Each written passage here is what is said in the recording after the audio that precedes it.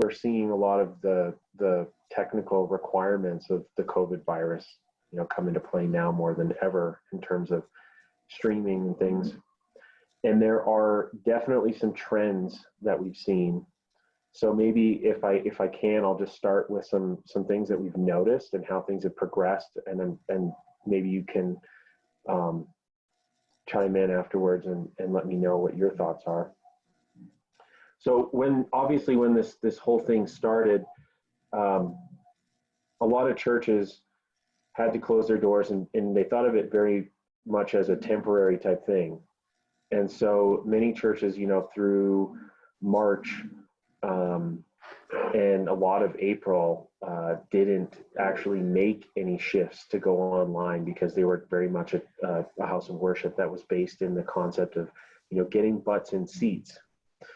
Some people immediately saw the advantages of jumping online where they hadn't before, primarily to get some of the older congregants to embrace the online experience now more than ever. Where traditionally they were more reticent to jumping online, now it's really the only option, and it's really a godsend that they have the ability to jump on now, and that's been really great.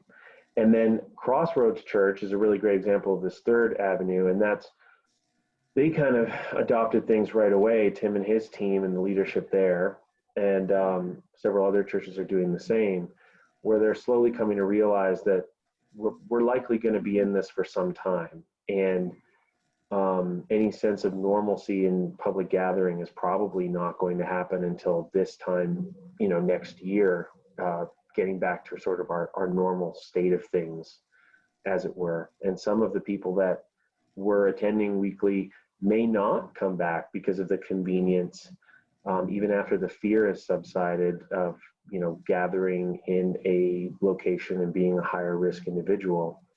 They may choose to stay at home or worship from wherever it is that they're staying, instead of making the trek to come into the facilities. So with all these things in mind, and obviously lots of things changing week to week, we've been helping out ministries throughout the area jump online. Many of them have gone from throwing cameras up on tripods that are mounted on chairs in the middle of aisles just to get something up right away, and quickly realizing that as June rolls around and we're starting to get an idea of maybe gathering in small numbers again, that having a camera in aisleways isn't necessarily the best option. So they're looking into more permanent steps, and like Father Phil pointed out earlier, trying to implement things that are more permanent and will have a long-lasting outreach to their congregation. So do you guys have any thoughts or feelings on things so far, meaning the greater aspect of things? Or Jude, do you have any questions for me right off the bat? We can sort of jump into some conversation and discussion. You're muted, Jude. Why don't we open it up and ask the question from a philosophical standpoint? Like what you were saying, Anthony. This has kind of been a shift for the church, and just how you're doing with that, as because we have some pastors on, some sound techs, some musicians. How are you guys doing philosophically with what's happening? I know this one thing, and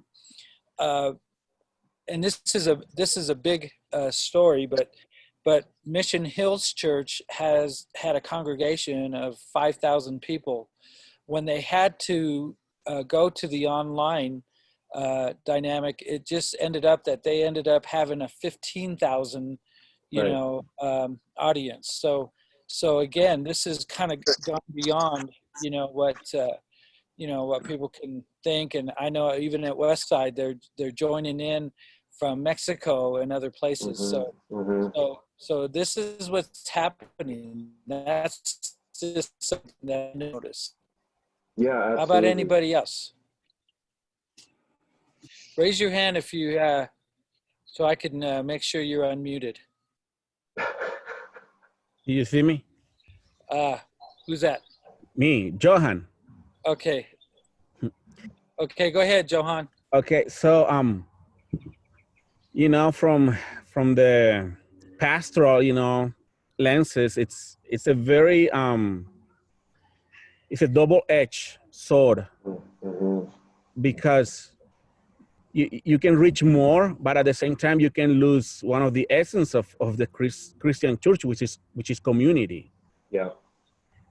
And the challenge for us is how we continue, you know, doing church as a community, and including those who don't want to come after everything because they are comfortable at home, as feeling part of the church, but at the same time, can we keep moving forward and still serve them with their online service, but keep our focus on the people that actually are you know, we are there for, which is the unsafe people that don't go, the unchurched people. Right. So, and I think it's a both thing, and for us, you know, we could have stayed with the iPhone, you know, and making it really simple, easier, making live streaming, but we decided to invest. We are a church plant, still small, but we decided to invest a little bit of money because we saw that this was an opportunity that the Lord was doing, and we needed to serve according to the tools that we had. We can buy a $20,000 camera, but we were able to buy a $2,000 camera, and the Lord is going to use that. So I think we all are responsible for what the Lord have given to us in our means, in our capacity to do it well. To do it well, you know, and well can that is relative, but I think our calling is to do it well, and knowing that the Lord is using this. But there is that tension between we are church, but at the same time we have the potential for growth and seeing those big numbers in people. However, I have read that the numbers are going down too, because it's hard to keep it up. You have to every Sunday, it's pretty much a new movie in order to keep it up. So it's very hard. So Yeah. You know, I want to add something to that, because going to Westside Church and being there, you know, we meet like an hour before to have breakfast together. We share a meal together. There's hugs, and you're in a church that's you know, very, you know, hugging and just loving each other and sharing and breaking bread together. It has been like crazy. It's hard to really miss that element of being together. mm-hmm.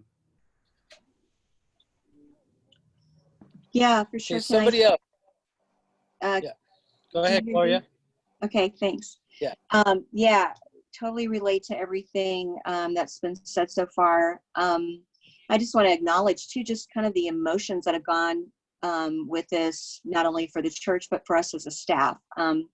Johan, you just expressed that, the pressure to come up with something every week and for it to be excellent. And, you know, we've made a lot of mistakes. We try to improve them. You know, we're trying to be creative, trying to be us, and yet do a really, you know, good job with what we're given. We're trying to keep it briefer than what a normal gathering would be on a Sunday morning. Community is kind of our calling card, but, you know, we came to understand that people's time or attention span, is much shorter on video, on streaming, than it is in live. You know, you just have to think very differently. And we've grappled with a lot of this, and I think we're doing well. We're so blessed to have a couple of younger guys who are techie. We had just ordered a camera system because we were going to be moving in this direction. But yeah, I mean, settling into this new normal, this new rhythm has been hard. And frankly, to think about doing this for a really, really long time. I've had to kind of struggle with, I don't like this. I'm kind of angry about it. I just want to go and have church like we normally do. So I have to take that to the Lord a lot. Yeah. I think that you brought up a lot of good points. It's very difficult to use technology remotely to have and attain a strong engagement from your viewers and your congregation, anyone watching the service or the stream, whether it be live or pre-recorded. And there are a lot of elements to the technological capabilities of any one particular church that change that. So one of the biggest things that we've noticed in discussing some of our products and other things and manufacturers as they tackle this as well, and there are a lot of different statistics about this, is that if your upload speed at your church isn't enough to sustain a high quality video like 1080p 30 frames per second, then the percentage of probability that someone is going to click into your feed, see an issue of video quality, and then click out is something like 75% chance that they won't make it through the first buffering issue. So that can be something that's solved with a simple phone call to your internet service provider in some cases.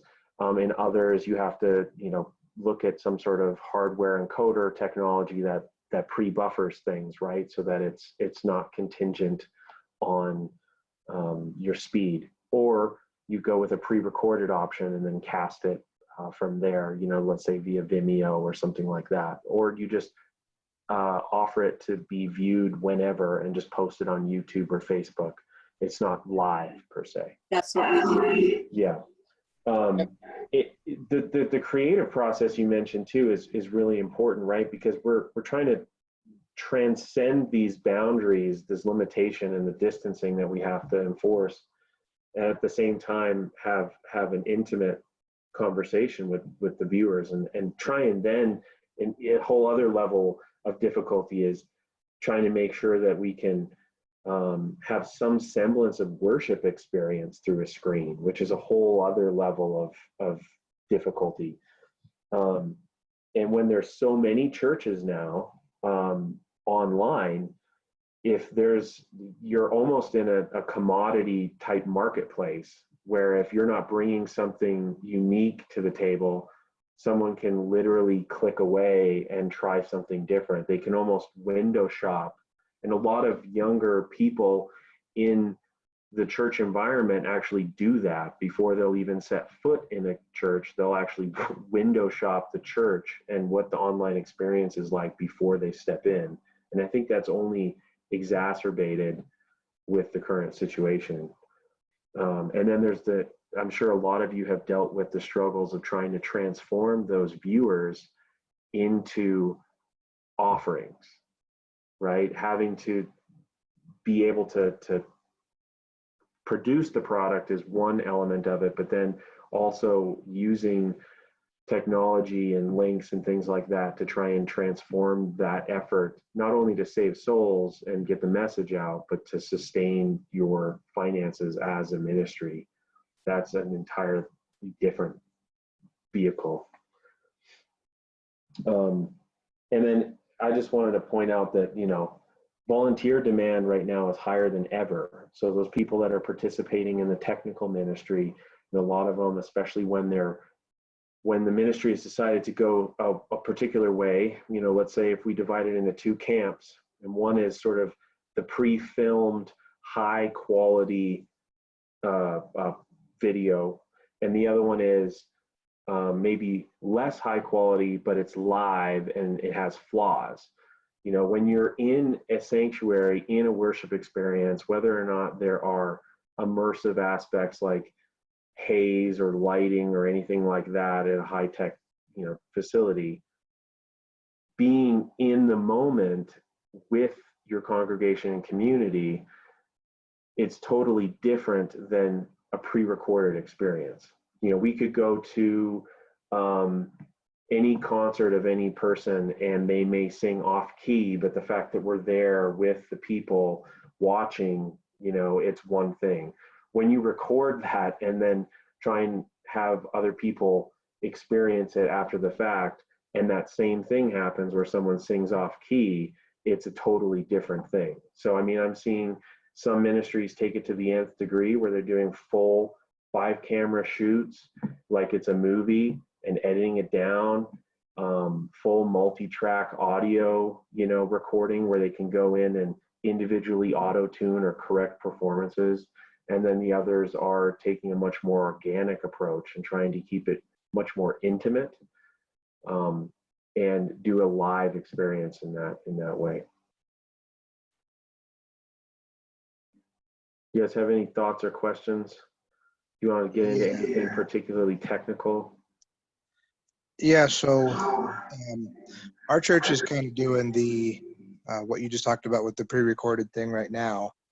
And I think one of our biggest challenges as we're going to go forward into the next phase of opening is how do we maintain that high level of quality that we've built for the last, you know, month and a half, 2 months, and transition it to more of a live setup, because of course the ultimate goal is to reopen and have people come back, which means we can't be doing the whole high quality production thing ahead of time. Right. That's our biggest struggle right now.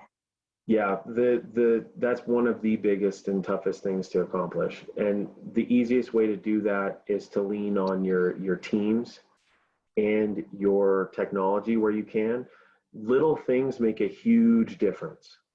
So some churches are setting up shadow box type lighting, you know, very much like photography style lighting in their space. They're confining the space. They're going from maybe using the entire sanctuary and the stage, and well, you know, going into other spaces that are traditionally used for maybe youth or a chapel instead of the main sanctuary, cutting it down, making it much more intimate, and then utilizing resources. When you put a camera on somebody, right, all of a sudden, your lighting has a huge effect on the way the camera works.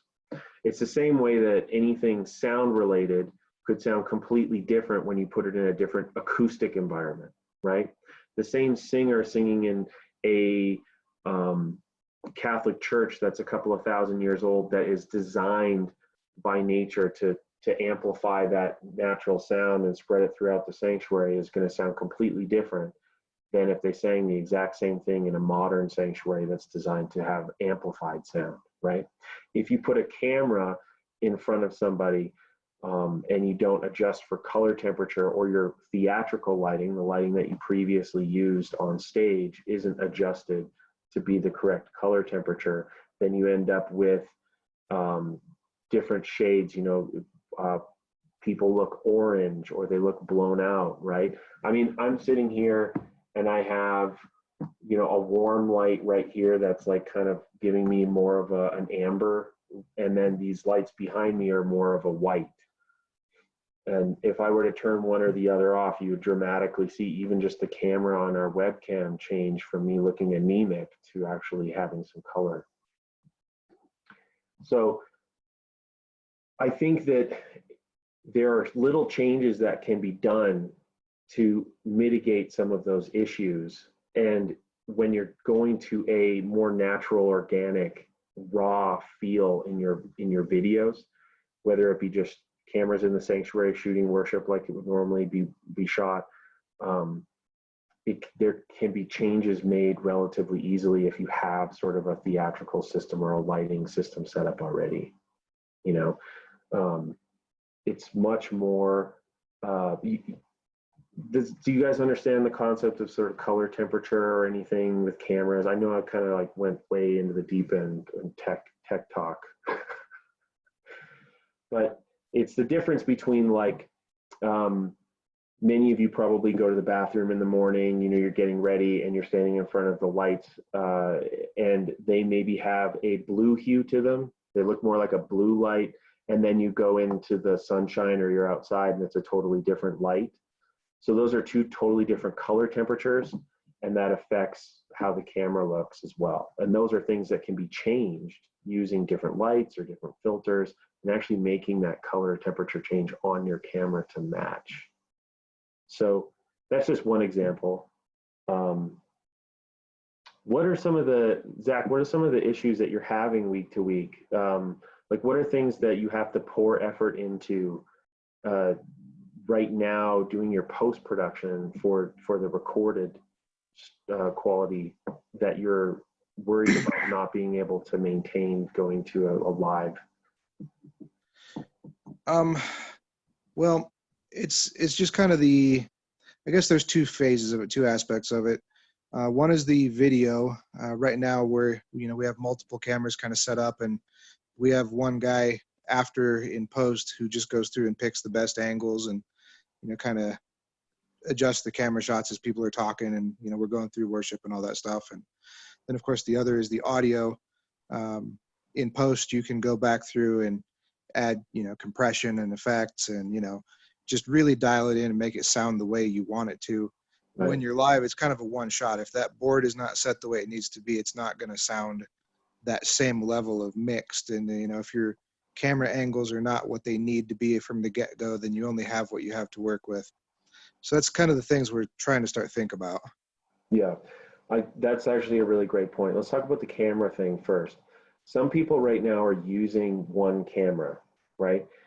Ideally, it would be best to have at least two cameras, right? Anytime that you move one or refocus one, you can lean on the other. So that way there's not a camera movement or a moment where the camera is not in focus as the service progresses, if that makes sense. So whether or not you're focusing from one person to the next, or you're transitioning from a wide shot with the whole band on stage and then going to a narrow shot with just the pastor on stage, something of that nature, right? You would want to have at least two cameras so you could switch one from the wide to one that's already set to the narrow.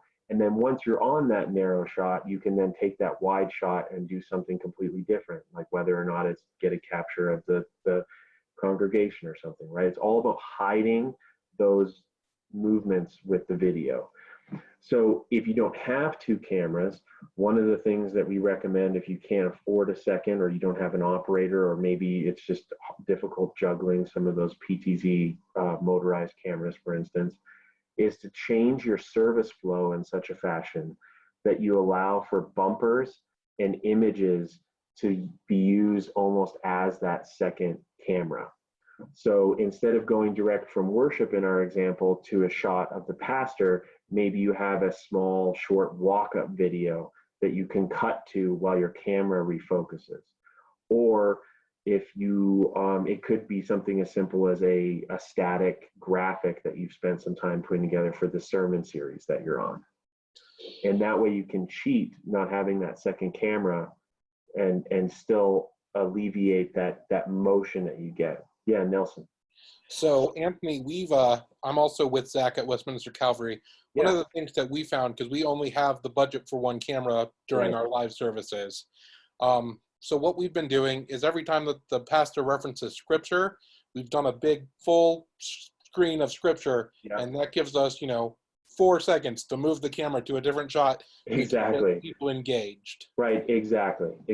Yeah. It it sounds so terrible, but sometimes, I used to do a lot of stuff in the recording studio environment, and in the early 2000s, the thing that we used to say that would make a hit song is that if you could have a 7-year-old girl with ADD listen to it all the way through, then you made a hit song, right? Things were changing every 4 or 5 seconds.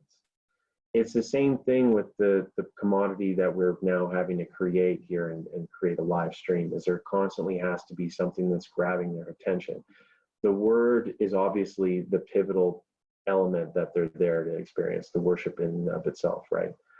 But if we can't try and engage them at the same time, then that's when we worry, that's when we could possibly lose them as a viewer, and they could click away. And that's where I think was it Gloria was talking about earlier, was having to get creative about different elements, because obviously the technology that we all have access to changes based on budget, size of the congregation, right? So yeah, Nelson, that's awesome. That's exactly what I'm talking about, is creativity through limitation, right? The Beatles only had 4 tracks, and yet they made Sgt. Pepper's and everything else, right? So lots of movies have been done with one camera. It's really tricky and difficult, but it can be done. So if you have the ability to switch between your content, which would be like, Pro Presenter slides, Proclaim slides, the full screen graphic of the element of the scripture that they're reading from, and then change the image, you avoid that really awkward movement of the camera or zooming in and zooming out. And that's really important to do. Are there any, does anyone have any sound related questions? Like I think that's a large element of how to translate the sound that would otherwise be really crisp and pure, or sound how you intend it to sound in the sanctuary to how it sounds online. Sorry, if I could ask a question on that. Yeah, please. Do you have any idea what people listen to or what they're watching on when they're at home? When I mix sound. When I'm doing sound, I'm thinking of how I watch when I'm at home, which is on my home theater system. Mm-hmm. People that are listening on a computer, obviously it's going to be different than that. You don't happen to have any kind of statistics on what people do you? I don't have statistics per se, but I can tell you that we've noticed that more people that we talk to, and more people that have the ability to visit their home church on a platform that allows them to pull up their smart television and tune to their church almost as if it was Hulu or Netflix, are doing so. And those are the people that are more inclined to listen to and experience worship on a home theater system. Other people are simply listening on their laptops or their phones. So it's definitely a wide range. Nelson? So I have access to that information from our live stream. Before the virus, we were at about 45% mobile, 40% with a desktop or a computer, and the rest from what we assume to be smart connected TVs. Since the virus, we have noticed that it's increased to about 60% people are listening on their mobile. Oh, so it's actually gone the opposite direction. Correct. But I think that has more to do with the demographics of our church. We tend to skew a little bit older. I think most of these people probably, we send out the weekly email, they check it on their phone, they click the link directly on their email. Right, right. So if we jump back quickly and talk about sound, when you're mixing in a sanctuary, it's a lot different, right? You have loudspeakers that are hung or on poles or wherever they are in your church, and they're designed to amplify whatever's on stage. And then that sound is obviously distributed throughout your sanctuary and into your cry rooms and your foyers and things like that.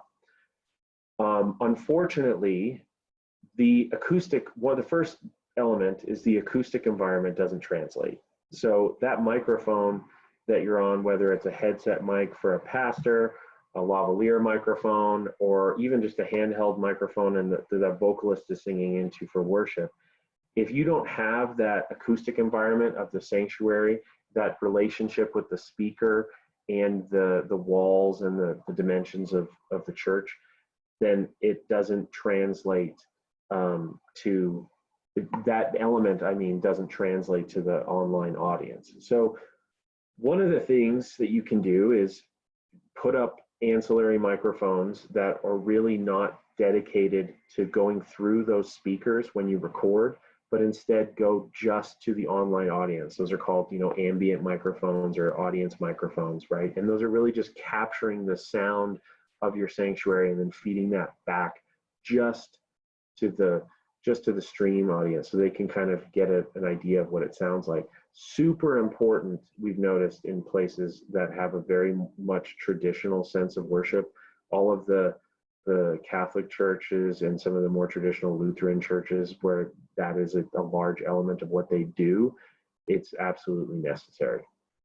You can imagine it's a stark difference when you're used to going to a large cathedral, right, and experiencing the message, and then taking a step back and having it come through your speakers directly from a microphone that's right here. It's totally different.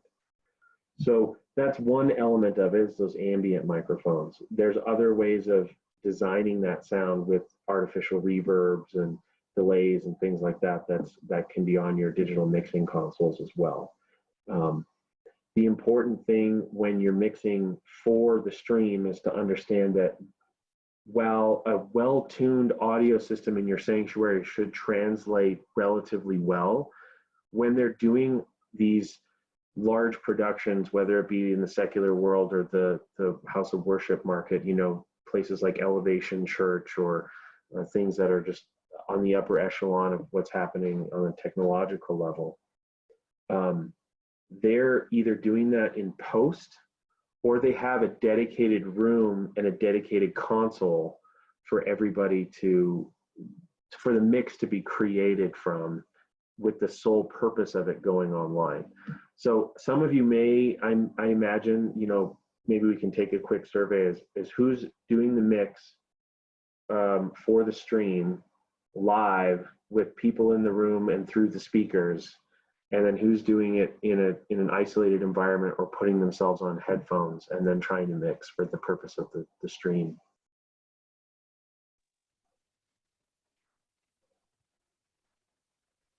Anybody have any input there? Headphones here. Headphones. So you guys are mixing it at Crossroads, you're mixing in headphones for the stream, so you can sort of hear, you cut yourself out of the environment of the sanctuary while you're mixing. Got it. Yes. Yeah. Crossroads, currently it's set up that there really isn't a sanctuary. So we've been doing a lot of electric drums, keyboards, Right. and those are actually not even making it into the house. Oh, so the house is just totally off and everyone's on ears. Exactly. Yes. Okay. Yeah. So as you know, someone running slides, that's another challenge, is you can't actually hear the band. Yeah, you have to have headphones. Yeah. Yeah. So essentially the Crossroads has gone the route of creating a broadcast studio essentially in their sanctuary, right? Yeah. And they're developing a product that probably looks really great. And then the next challenge will be, like Zach, you were mentioning, how to transition from that when you have a congregation in the seats again. And there are different elements and different ways to do that. Like I said, you can continue mixing on headphones. You can have a separate person mixing the audio with headphones while you still have another person doing the mix for the sanctuary. In my experience, and being in many different churches, if your sound system in the sanctuary is tuned relatively linearly, meaning what you put into the sound system is the same as what you get back out of it, it's not sort of transforming the sound or adding its own colorization or anything like that. Generally, if you need to set up a stream quickly, you can take that sound and then add maybe those ambient microphones and send that out a different feed, and it gets pretty close to what the intention is. And then you can tweak things after the fact, or if you listen in headphones, but the same person, if they're listening in the sanctuary, can reasonably mix a decent sounding service at the same time with those conventions in place. Does that make sense? Yeah. What would your thoughts be on using multiple mix buses? For which? So we could have a mix bus that's dedicated to pump and sound to the live stream. Mm-hmm. Another mix bus on the same board that's dedicated towards just in-house sound. Yeah, no, that's great. That's exactly what I'm talking about. So you can use a matrix on your console to send your master bus anywhere, right? And that's great because you can funnel it into different areas. Like, again, we talked about, you want to send the exact same sound you're sending to the sanctuary to the cry room or to the video suite, you know, or just to the video recorder or the foyer or Northex. You can send it to the stream the same way. The downside to that is you can't really, unless you're on a specific console, a lot of times matrices can't be changed on an individual channel level. So if you need to accent a guitar that might be in a solo moment, or your background vocalist switch to a lead vocalist when they change songs, you would have to change that in the house, right, reasonably to accent and mix the house sound properly. But maybe in the house, that change is a lot more present than it would be on the live stream. And so everything's tied to that matrix. You can't make individual changes. If you set it up as a dual bus structure, like a stereo bus that's set to post fader, you get the best of both worlds. Meaning when you make that change and you turn that vocalist up, it also happens on the live stream in the same way, but you then can go in a totally separate layer and actually individually mix what's happening on each channel. Something that this might be easier to comprehend on is something like live drums. So if you have acoustic drums in your space and you have a relatively small church, the natural volume of those drums is probably pretty loud. And those channels, if you have mics on them, are probably pretty low. And then when you listen to the stream, it doesn't sound like you have any drums there because they're turned down and you're not in the room with the drums. So if you had it set up as a post fader mix, you could send those drums at an individually much higher level than what they are in the house, and you would hear the drums on the stream. Does that make sense? Yeah. Yeah. It's complex bus structure, but it works. One of the things that we find helps the most is to have independent control of your effects. So reverbs, delays. If you can have individual control of those, it really helps make your worship sound a lot more natural online. You can turn those up or down as needed without affecting the house. The other thing is those audience mics. That's really important to try and recreate the natural acoustic space that's you're trying to capture, right? And there's something else that I'm forgetting. I'll have to come back to it. Charles, did you have a question? Just a comment about the effects.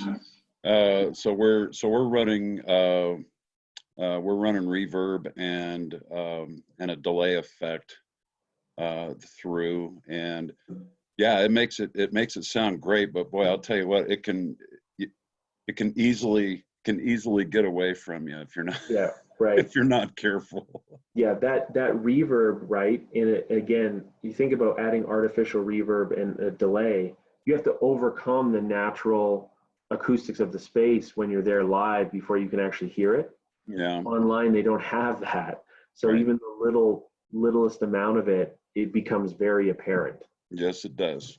So being able to turn those returns down on that post fader mix that Zach and I were talking about, then it helps a lot. Jude, do you have anything to add audio wise or something that you're noticing? I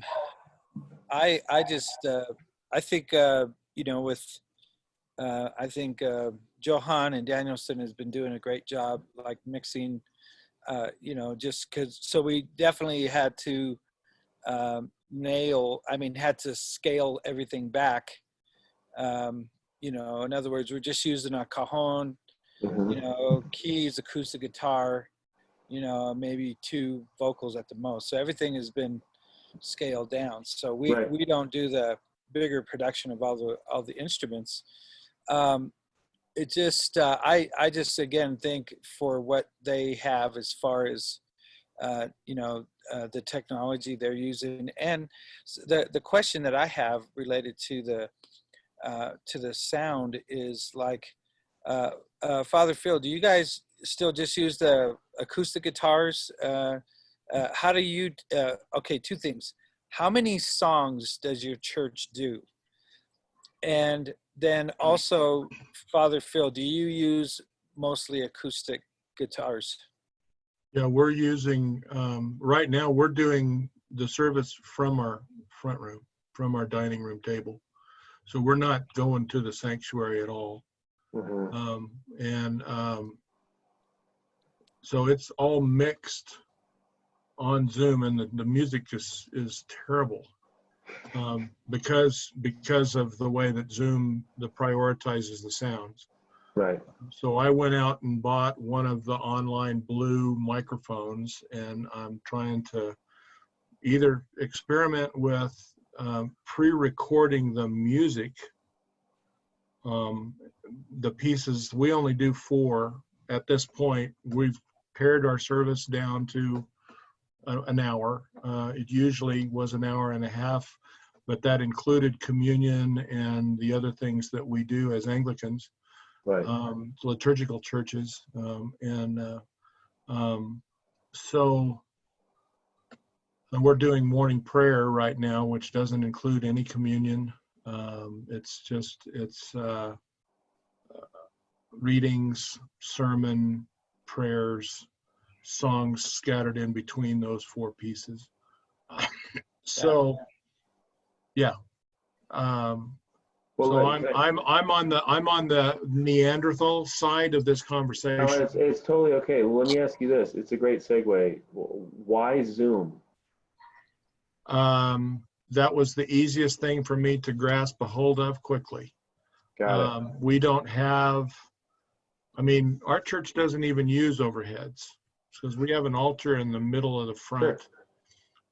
And so we use paper bulletins. That's something that's going to have to stop as well. So we've been sending out now for the last 4 weeks. We've been sending out the entire service on a constant contact, and everybody's following on their phones.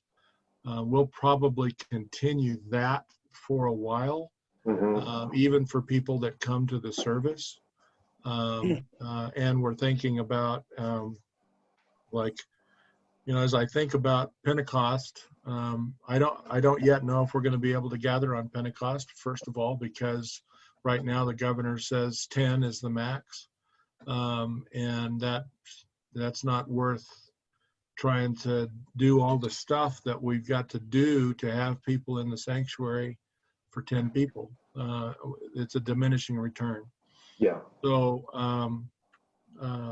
but when we do return, we're going to have, because our congregation, I'm 66, so I'm already in the high risk category, and we've got, and I'm in the younger set at our church. So I'm in the youth group actually. So we will have a lot of people who are staying on Zoom, and we're doing Zoom and feeding it live to Facebook. Yeah. So we've had people, I've had people from Africa join us. We've got people from Israel that are joining us. So the same thing that's happening, and we've increased by about a third. Somebody dropped their phone. Wow. I'm guilty. Sorry. Okay. Yeah. Wow. I just had this kind of thing going on. The reason I ask about Zoom, Father Phil, is because there are some products that prioritize audio that are free. So just as you're using Zoom, Nelson actually popped one up. There's OBS, which stands for Open Broadcasting Software, and it's a free piece of software that you can use just like you're currently using, and broadcast to Facebook or YouTube, and then send a link to your congregation to join at whatever time your services normally happen. And it prioritizes audio in a different way than Zoom does. Okay. YouTube has a lot better encoding for audio. Right. And this program, it's a little heady, and it depends on the quality of your computer that you're streaming with, really. It has a pretty finicky relationship between the software and the hardware that you're using. But if you can get it to work, you may find that your worship is given its full respect in terms of bandwidth. Yeah, so, my wife and I have been worship leaders for, let's see, we've been married 43 years, so we've been worship leaders together for about 45 years.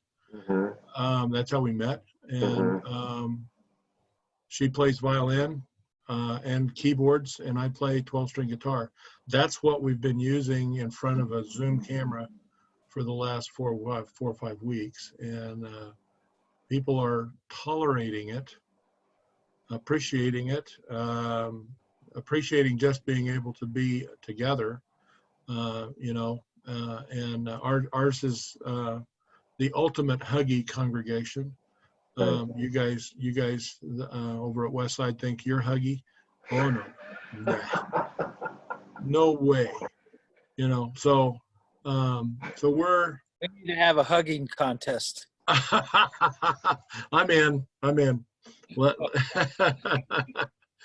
So anyway, thanks, Nelson. Thank you for that link. I got it up already, and we'll look into that.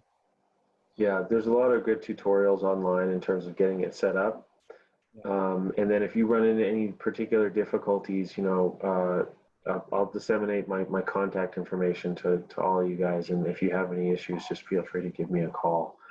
And then we can maybe do a screen share or something like that. And I can try and optimize all the settings. Because if you really go through it, I mean, it could take you like an hour just to get through the 36 settings that you have to change to optimize it. It's a pretty steep learning curve, but when it works well. Hey, Good. Reed, what do you use, Reed, at your church? I was afraid you were going to ask.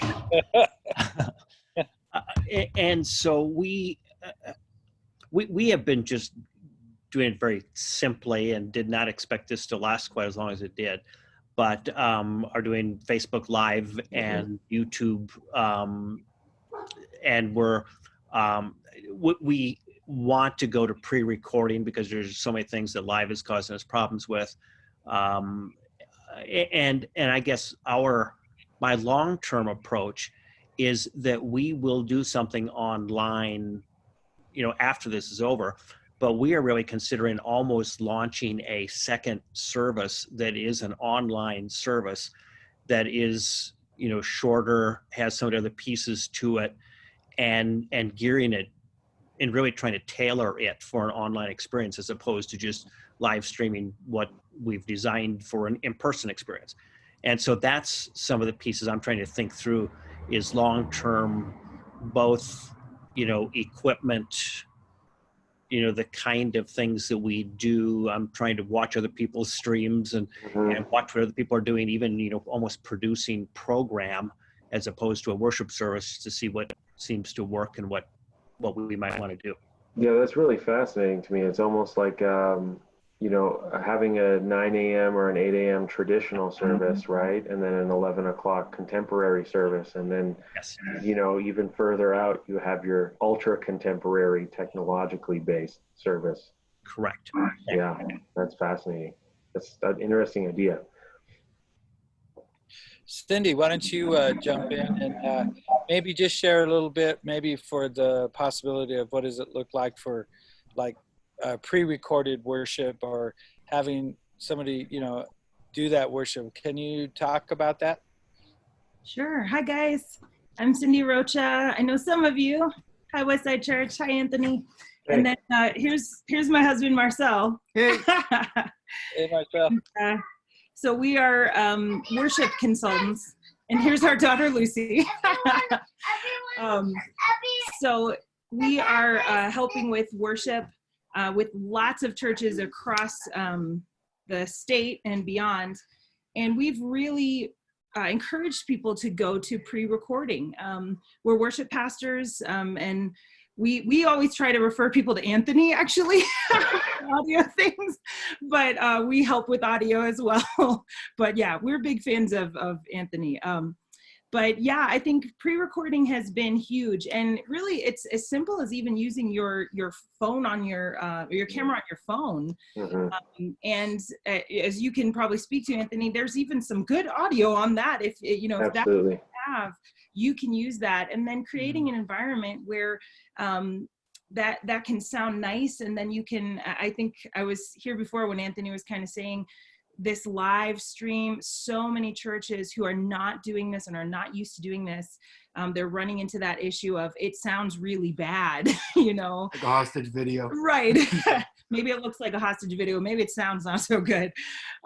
So what we've been encouraging people to do is to record with whatever kind of device they have. It doesn't mean you have to go and buy a huge video camera. It doesn't mean you have to buy, you know, something that they're using for Hollywood studios. It's as simple as your camera, and you don't even need to record in 4K. Yeah, I don't need to do that. Right. We've noticed that a lot. So, and then we've encouraged people to not do a lot of editing. You know, you don't have to go crazy with things. We do know some churches that we help with who are sending the audio to mixers and getting it, you know, mixed and mastered before putting it out Sundays. And I feel like sometimes it's just a bit much. And I loved what Father Phil was saying. It's like people are appreciating just having you guys do that music. They really are, and they want to see their people singing and worshiping, and they want to see that. And so we've just been encouraging people to get in a room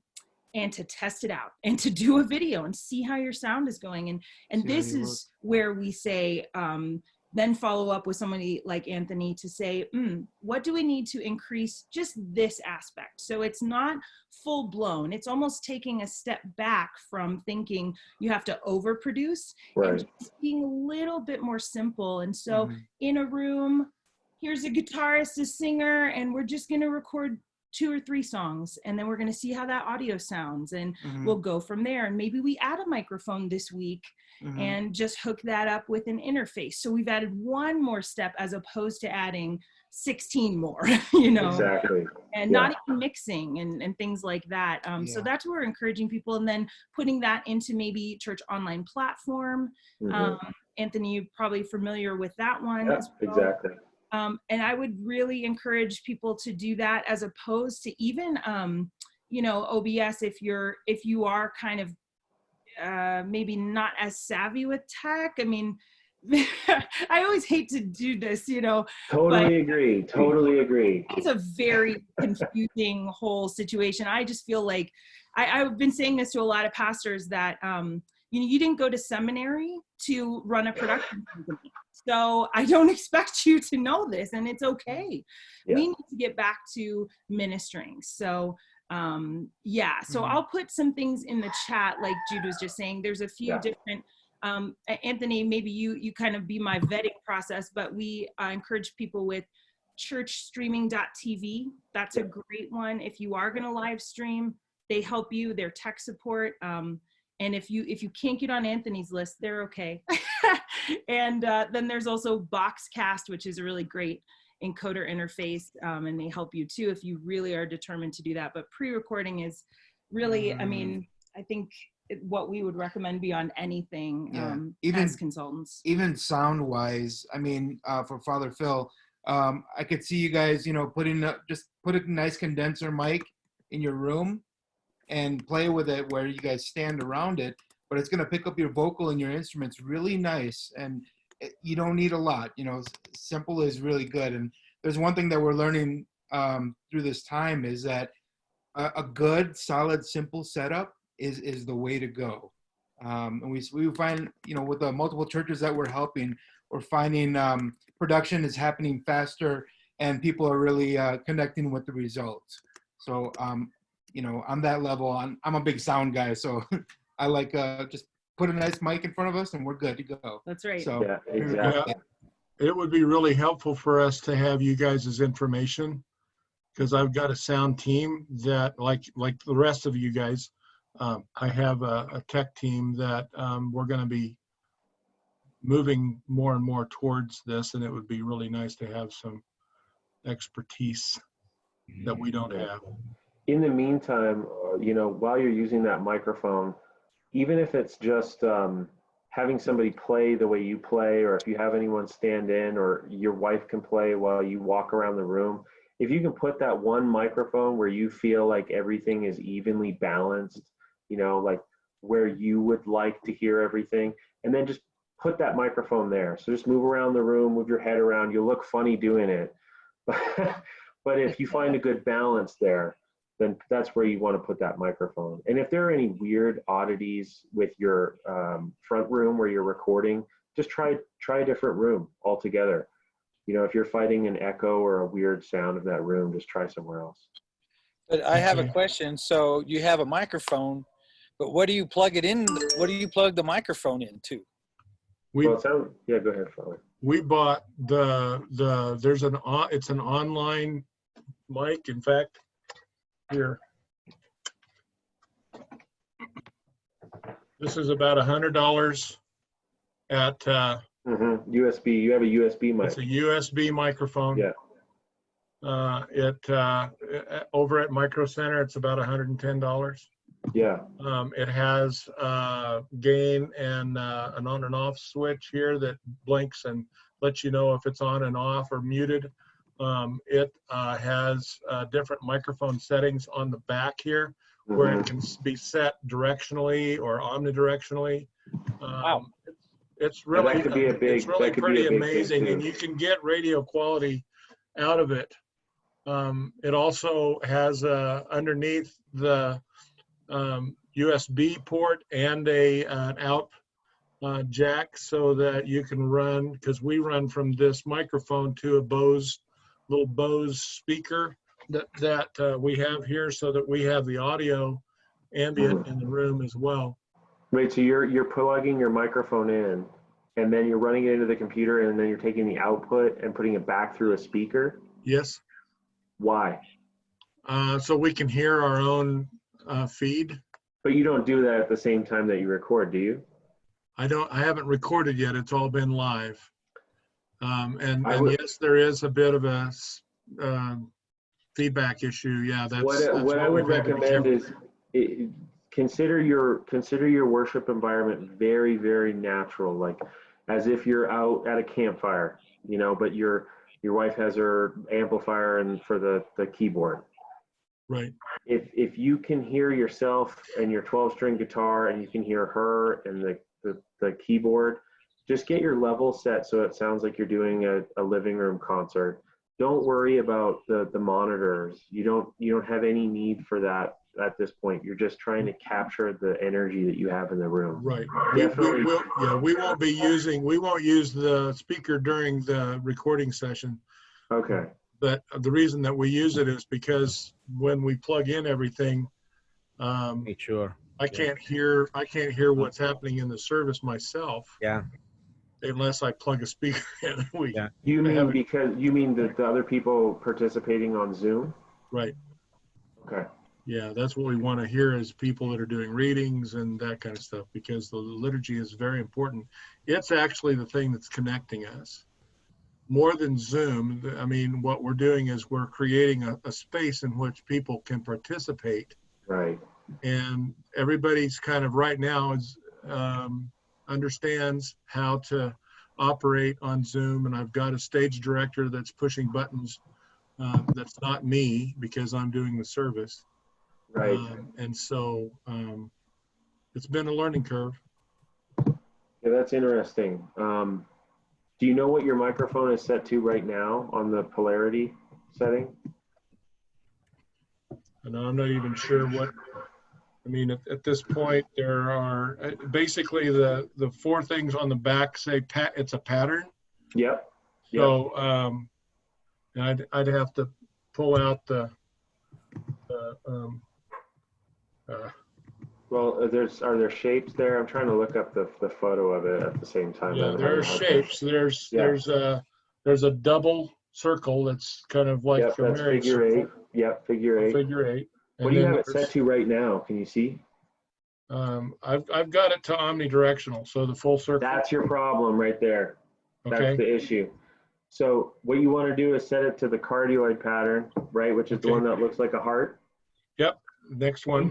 Point it towards you, and then your speaker, fire that right into the butt, the thing that looks like a butt. Fire it into the heart. Okay. You know what that means? So I'm gonna draw a crude thing here for you. So you have a cardioid pattern, right, like this. Can everyone see that? Kinda. Okay. Yep. This is called your null. So sound that comes in this way on the back of the microphone does not get picked up. So you want to put your speaker right here so that you hear it, but the microphone does not. Does not. Got it. What you're going to notice is it's the minute you change to that, it's going to sound a whole lot less reverby, and you're going to pick up a lot less of the room. And you won't get that weird echoey, or it'll at least be dramatically reduced with the people talking to you through Zoom. Okay, cool. And as long as you orient yourselves in the front area of the mic and the speaker in the back, use that same technique where you're listening for the sound of the room and where things sound balanced between your vocals and your instruments. You may need to get it a little higher and closer to your actual mouths so that your vocals are louder than your instruments or the amplifier for the keyboard. Right. We're actually using a regular piano. So even better. Yeah, it's, everything's natural here. That's great.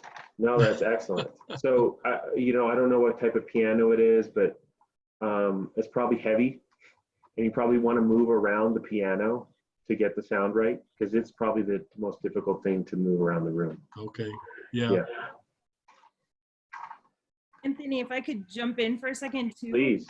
I mean, I would really just recommend, honestly, and Anthony, you know, let me know what your thought is too, but if you can possibly get off of Zoom and go to another platform, you will find that your audio experience is generally better, because Zoom is not intended for this, you know, and so that's always going to be an issue. But what's so cool to me, and I just wanted to say, like, yay, this is awesome that you actually have people who are engaging in so many different ways, and that you would have a stage manager, you know, and those kind of things is so amazing. So just major kudos to you for that.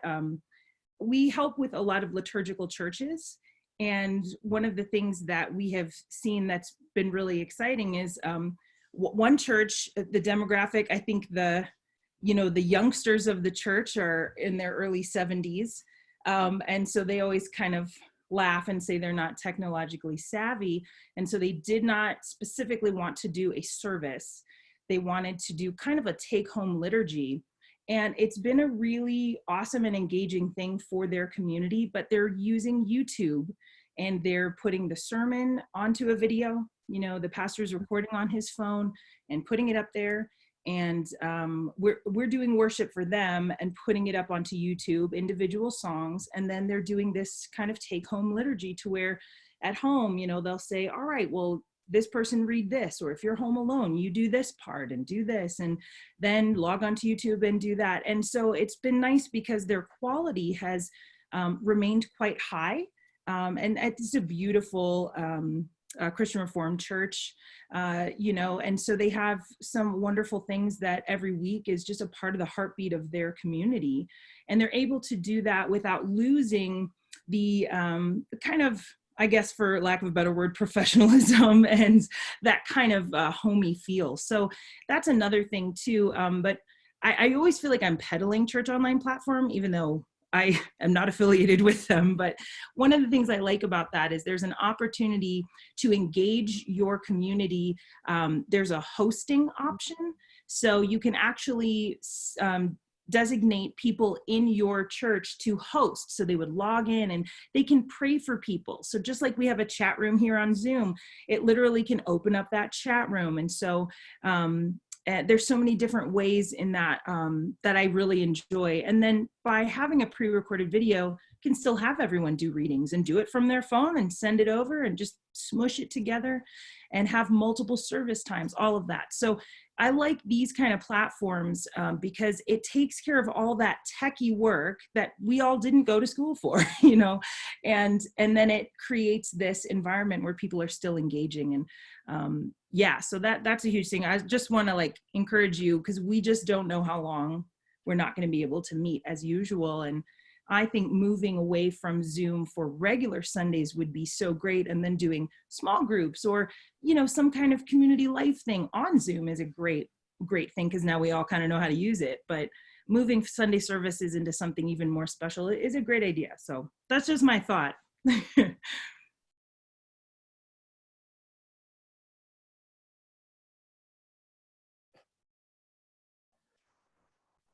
Yeah. Are you have a thought that you want to share?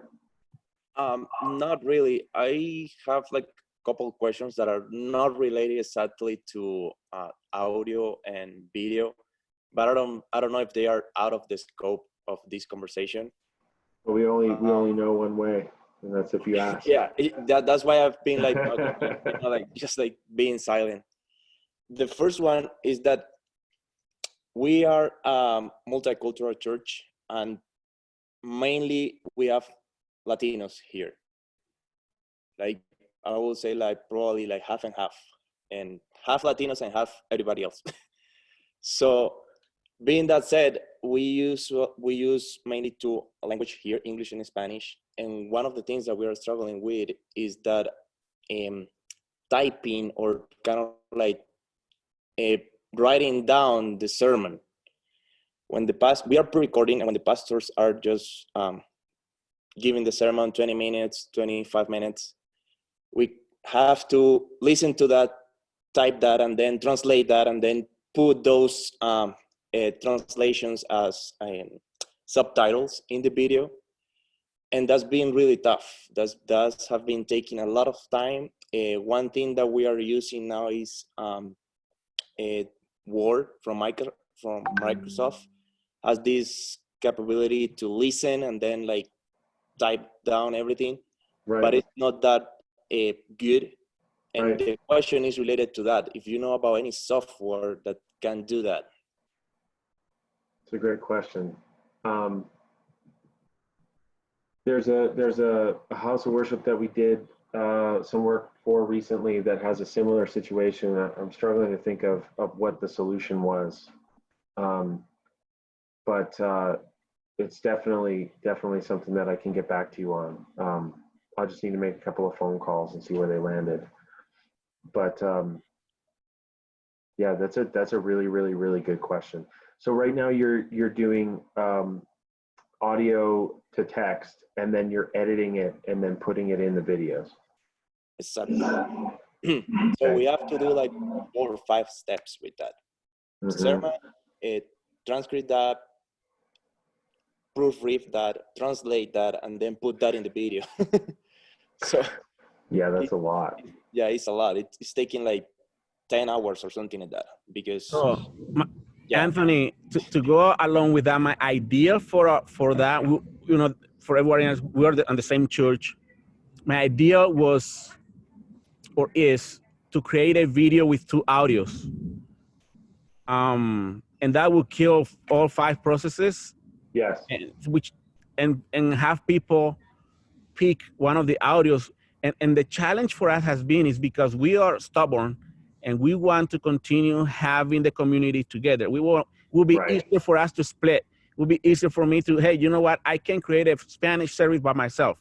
You guys deal with the English and we're done. But we're stubborn. We want to continue being multicultural and having people in the chat saying hello and the other one hola and burrito and burger, whatever. So, and for me, the idea would be to have 2 audios and people to select on their own. But I know that's but it's, as you think, if you come across with anything like that, like the Netflix, you can pick the audio. Well, let me ask you this. How do you do it when there's people there? Like, what does the congregation do when someone's there? You have real-time translation? Translating simultaneously. So I think it's brilliant. I mean, you have that go into your console and you send 2 different streams out and they pick whichever one, but they're still there and they're still watching the person on stage, but they're just getting a different language. I mean, that's no. Solution. No, we are sending, we have we have a translation equipment. Yeah. And we have a booth. So someone in there, it's like the UN type of thing. Yeah, I understand, yeah. Yeah, so so people, they choose between the live audio or the headphones audio. So if you put it, so. Yeah, but you could just have that same person talk into a microphone and send it to a different stream. And it would be the same. We will be splitting the church. No, you wouldn't be splitting the church. You just have 2 different links. So they're still watching the same person, right? They're just getting different audio. It's not necessarily splitting anything. Are you watching on Facebook or YouTube? Both. Both. We are transmitting in both, yeah. Okay. And so the issue then would be you'd have to create a second account, and it would be Westside International Spanish and Westside International English. Is that the issue? And that's what we don't want. Yeah, because Right. that means splitting. That we will be sending, we will creating two spaces, two Two rooms, platforms. Yeah. and Right. people will have. I mean, for me, I think I'm okay with that idea, but it's not my own decision. But it's more work for us who are involved with this. But that would be the idea, okay, for the time being, until things are back to normal. Let's do it like this, and let's have, the prayer meeting through Zoom on Wednesday. But so when I say we're stubborn, is that I understand the reasoning behind it, but it's too much work, and it would be ideal to capture both streaming, put the streaming to the same video, and create two links. That would be. So it's good that we have an elder listening right now of our church. I think this is a brilliant problem to have, honestly. I mean, of all the problems, you have a multicultural church and they want to stick together. That's amazing. So I'm kind of like inspired by the problem to find a solution. You know what I mean? Yeah. The other thing related to that is that I don't know if this is too much to say, but I feel like Latinos are not used to be on a screen. It's kind of like hard to grab their attention through a screen. And I don't know, like, if you have like any strategies that we can use to kind of like prepare the environment for the weekend, for the Sunday service. That way, like they can be engaged. They can, like be, oh, okay, yeah, we are waiting for Sunday. And I don't know if that's under your scope again, but it's kind of like the other thing that is really hard to do. I mean, I'm obviously not a multicultural expert, right? But one of the things that I think we all can agree is that regardless of how we worship on any given day, there are traditions in place, whether they're cultural or otherwise, that you want to partake in, right? It's that sense of community. It's the things that you do. It's right getting ready for church. It's driving a specific route. It's after church going and doing something, right? It's saying hi to the people when you get there. I think regardless, those habits and the things that you do all the time, probably you have those elements in your community. And so I think it's very important probably to have leadership address those things and let them know, you should begin to establish these traditions amongst yourselves. If you want to set aside a certain area in your home for worship, or it becomes a habit of, instead of just pulling out your phone, you go to a particular room in your home that you feel like you can worship better in, and you gather your family around. So it's similar to actual church, right? Instituting those things, whatever they may be, I think is important. Even if it was something that you would normally do together, as a congregation, they can still try and do some of those things on their own in a family unit at home. Just a thought. That's good. Yeah. Yeah, it's been a really interesting experience on a multicultural level as well. Jude's got Oreos and mint ice cream. It's a huge bowl. Sound to everybody here. When we first started the social distancing thing, a lot of people that we work with on a regular basis, both Hispanic ministries and English speaking ministries, called us to say, hey, we've got to get online, help us with our audio, help us with our video, let's get things to a higher level because people will not be coming in. And we did that, but quickly we actually saw a lot of our Hispanic ministry family, they had to stop actually being able to come into the church, because as they implemented more rigorous restrictions on travel, the documentation, the fear of undocumented people traveling on the roads, even just to go to church to play in the worship band, became a legitimate concern. And so they had to immediately go from, emergency, we have to record everything at the sanctuary where we have all of our equipment, to how can we do this from our homes, because we can't now meet together to get it done. And I've seen a lot of creative stuff happen, like the everyone's worshiping in different spaces. I'm sure everyone's seen those now, where you're recording to a track and putting them together and then using that for worship, right? Or using your phones and putting them together, almost like our gallery view here on Zoom. Yeah. So it's been interesting to see the impact, even in the house of worship community, how it's affected the different cultures.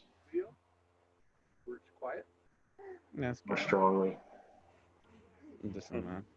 Anthony, in the chat, there's a few things going on. I just wanted to get your opinion on, and then the first couple that we had said was for Westside Church. We're just asking why you guys maybe decided not to go with live translation during the sermon.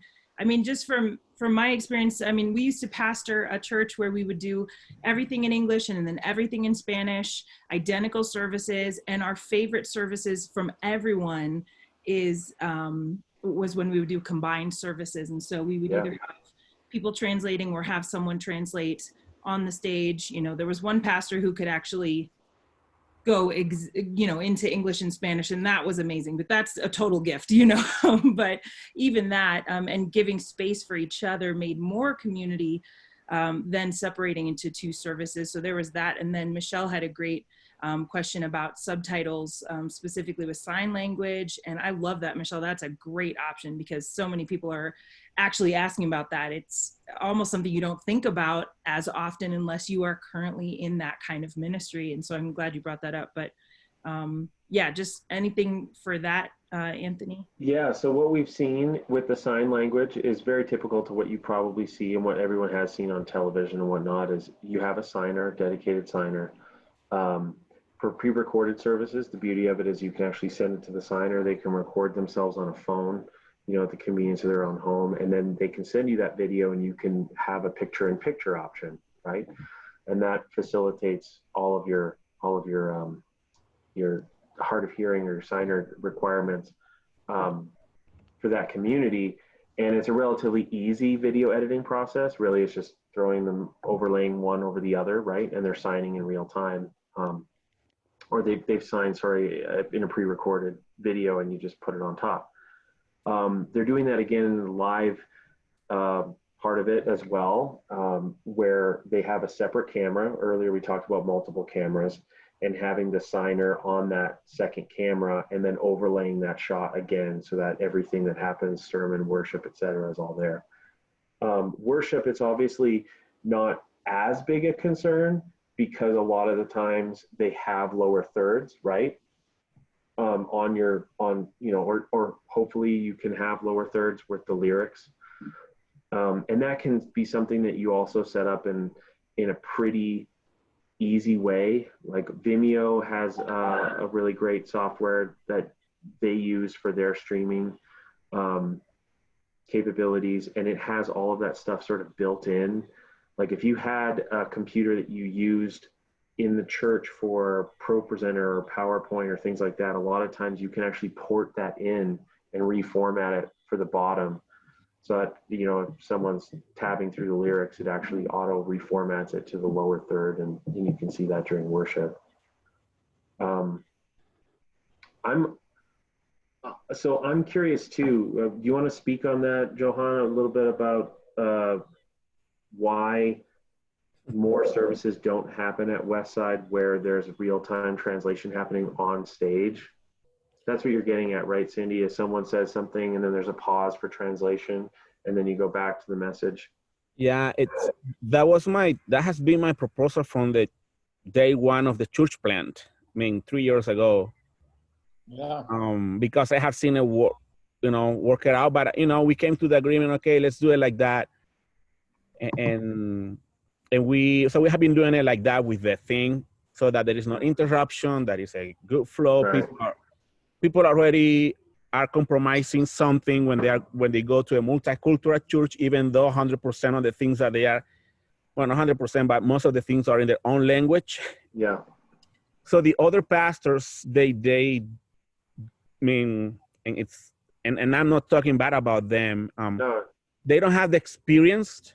I have been part of a bilingual church before where it worked, a Colorado Community Church, when they had a bilingual ministry. Sure. And so that's the reason why we don't do it. Yeah. Because there is no... Hugo? With Hugo, yeah. Yeah, it takes a lot of experience to maintain the energy and pause. Yeah. But wait. it is doable. Yeah. I have done it. It is doable. I have seen it at the pastor at the coalition. It gets energy, it gets momentum, and so that's why we don't do it. But it's hard. It has been hard for us because we are the ones who have to deal with the subtitle thing.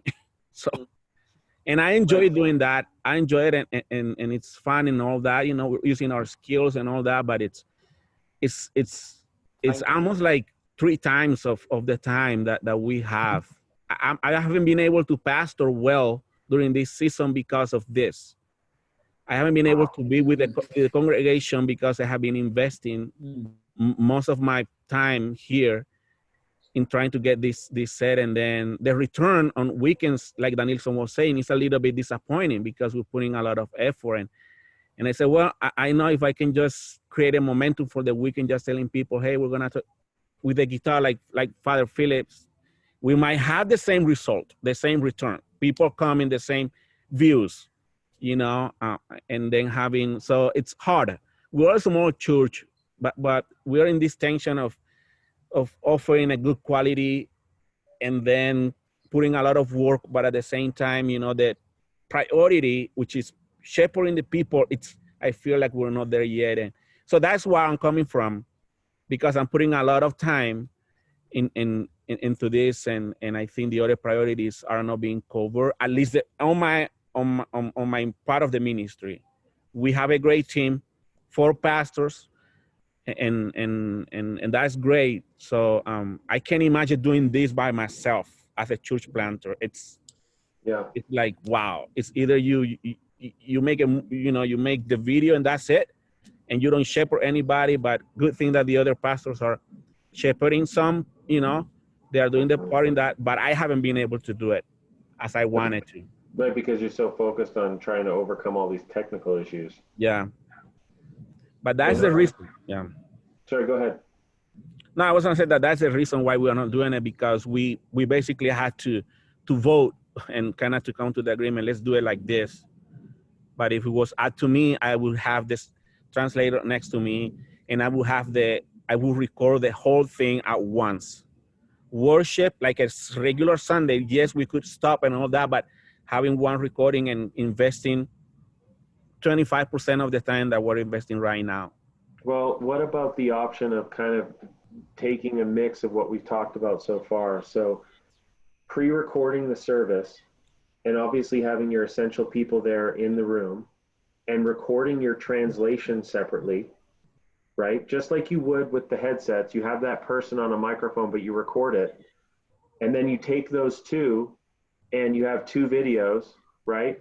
Both with the same person on stage, but you keep one with the original Spanish or the, whatever the original language was, and then the real-time translation, you just put it over top.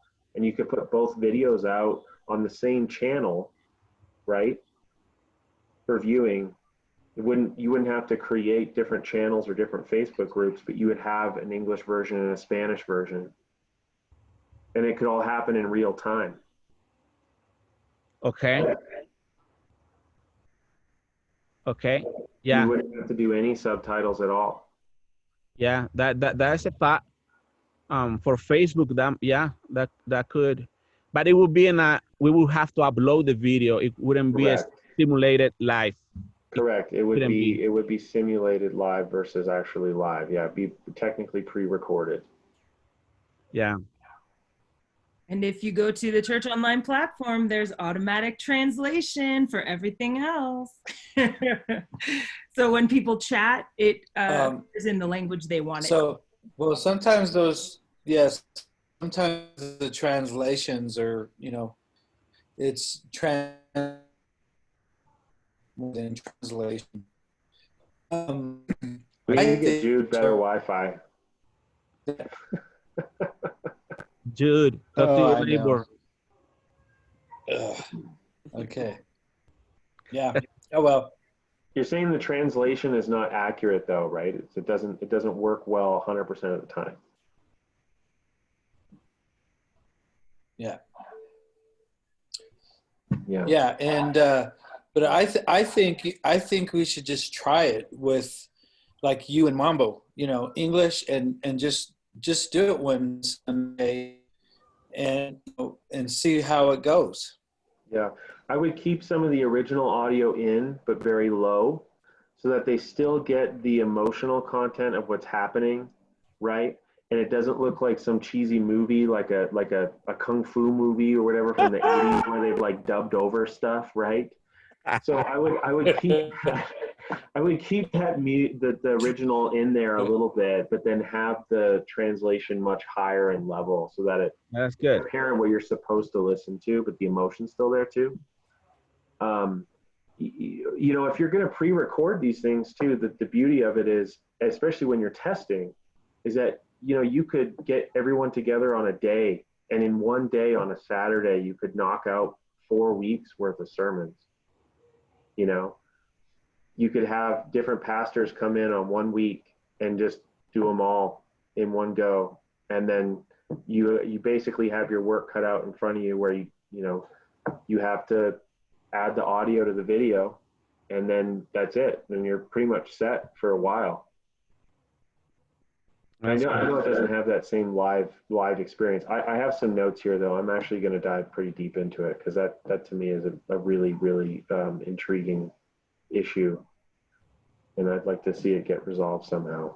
Yeah, we might need just to try it, like Judy's saying, give it a try one Sunday. Like I preached 2 Sundays ago, I preached in Spanish, and I said, I'm going to preach in Spanish, and we will have the subtitles in English, and they were, okay, let's do it.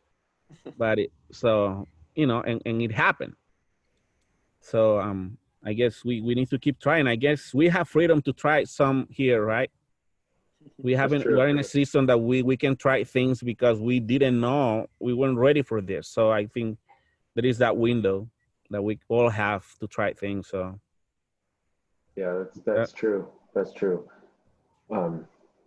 We got to try and maintain momentum, though, like you said, right? We want to make sure that people are participating and still involving themselves, but we can't.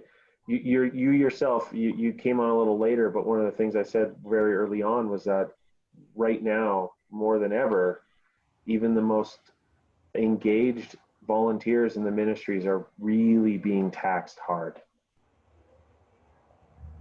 So yeah, try and avoid that through technology if at all possible. Yeah. Well, I think this was a great conversation. Does anybody else want to just add any final thoughts or a final question for Anthony and Cindy?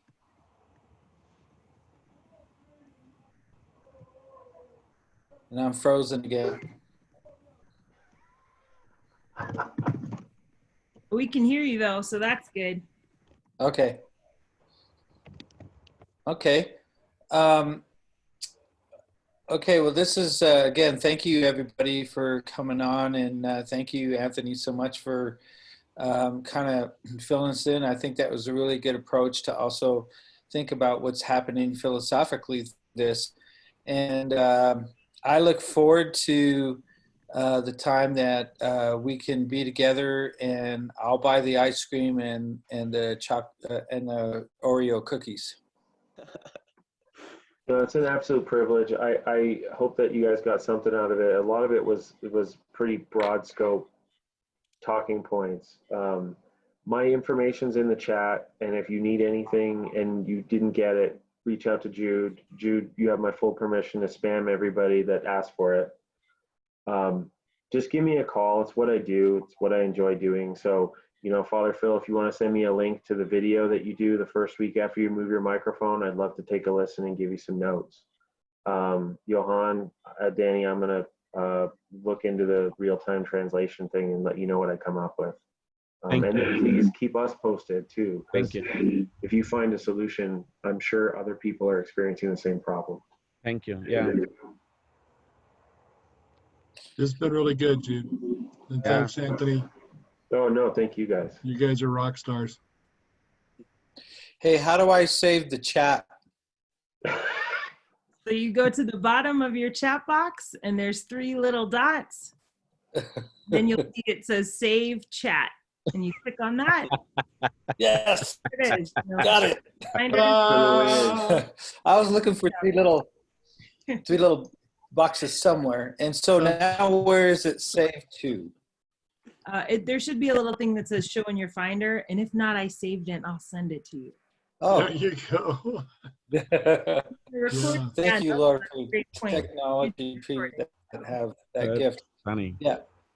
You recorded this, right? Yes. Yes, it's recorded.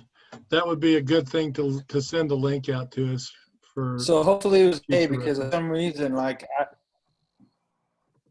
I did do that, and also it just was weird though. I was fighting, hearing you guys the whole night, so I don't know what's the deal with my internet here at my house. So, but okay.